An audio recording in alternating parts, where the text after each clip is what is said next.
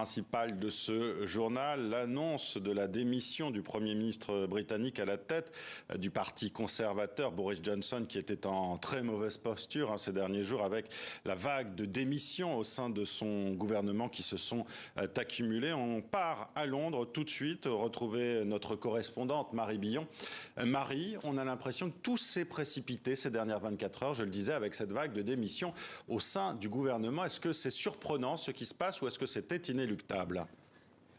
Alors c'était inéluctable. Ce qui est surprenant, c'est que ça ne soit arrivé que ce matin et pas hier soir, parce que normalement, dans la tradition britannique, quand les membres du gouvernement et les membres haut placés du Parti conservateur vont voir le Premier ministre pour lui dire il est temps de quitter Downing Street, Monsieur le Premier ministre, eh bien normalement, il ou elle s'en va, puisque c'est ce qui s'est passé pour Margaret Thatcher, c'est ce qui s'est passé pour Theresa May plus récemment. Mais Boris Johnson s'est accroché au pouvoir. Ce qui a changé ce matin, c'est deux choses. Déjà, c'est que les ministres qui ont été nommés dans les dernières 48 heures pour remplacer les démissionnaires eux-mêmes ont démissionné. On comptait plus de 50 démissions ce matin. Et puis surtout, l'État avait arrêté de fonctionner, tout simplement, parce qu'il n'y avait plus assez de ministres dans les ministères, ni de secrétaires d'État, ni de personnes politiques dans les ministères. Et donc, le Parlement ne pouvait pas faire son travail pour étudier les lois. Il y avait plusieurs comités qui ont dû être annulés aujourd'hui par manque de ministres. Donc, tout simplement, Boris Johnson était très littéralement isolé à Downing Street. Il va parler à la nation dans la journée, mais pour l'instant, sa position est qu'il veut rester à Downing Street jusqu'à ce qu'un nouveau chef des conservateurs soit élu dans une élection interne, ce qui peut être potentiellement rapide dans les 2 prochaines semaines, avant les vacances estivales du Parlement, ou bien attendre jusqu'à l'automne. Et certains trouvent ça outrageant et pensent que Boris Johnson devrait quitter Downing Street aujourd'hui et qu'un Premier ministre de transition devrait être installé à sa place. Alors, on en parlait justement tout à l'heure avec Clémence Forton. Est-ce qu'il y a déjà un profil qui s'impose là pour remplacer Boris Johnson comme Premier ministre ? Aucun profil qui s'impose en termes de personnalité. Le parti et la nation semblent avoir envie de quelqu'un qui est un petit peu moins flamboyant que Boris Johnson. Donc c'est peut-être dans ce sens-là que les choses vont se passer. Mais en interne dans le parti, les candidatures commencent un petit peu à être déposées. Alors pas officiellement bien sûr, puisque pour l'instant Boris Johnson n'a pas formellement démissionné, mais on voit déjà des députés dire au moins 2 qu'ils veulent participer à une élection interne pour avoir la chance de devenir Premier ministre.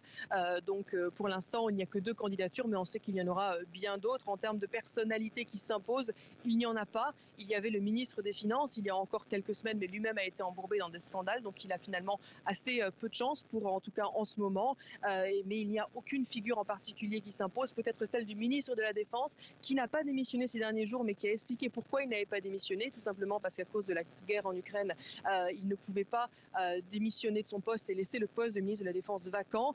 Ben Wallace est vu comme quelqu'un de très sérieux, peut-être contrairement à Boris Johnson, et fait partie des favoris au sein du parti, mais il ne s'est pas encore prononcé puisqu'il est encore ministre de la Défense, Boris Johnson, encore une fois, n'ayant pas formellement démissionné. Situation compliquée donc pour le Parti conservateur. Dernière question, Marie Billon. Comment réagit-on à l'annonce de la démission de Boris Johnson à la tête de son parti ? Est-ce qu'il y avait un ras-le-bol, des scandales à répétition chez les Britanniques ? Il y avait clairement un ras-le-bol dans les scandales à répétition et dans la personnalité de Boris Johnson. On l'a vu dans les élections anticipées qui ont eu lieu en mai, où le Parti conservateur a perdu une circonscription qui était historiquement conservatrice et une autre que les conservateurs avaient gagnée grâce à Boris Johnson et au Brexit en 2019 qui était historiquement de gauche. Donc clairement, il y avait un ras-le-bol.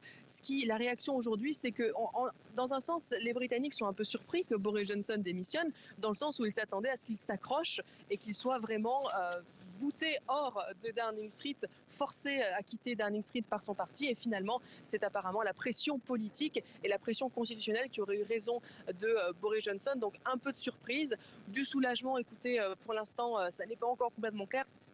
Ce qui est sûr par contre, c'est que les Britanniques s'attendent à ce que finalement les choses restent encore un petit peu chancelantes pendant quelques temps, puisqu'il n'est pas clair de savoir quand on aura un prochain Premier ministre.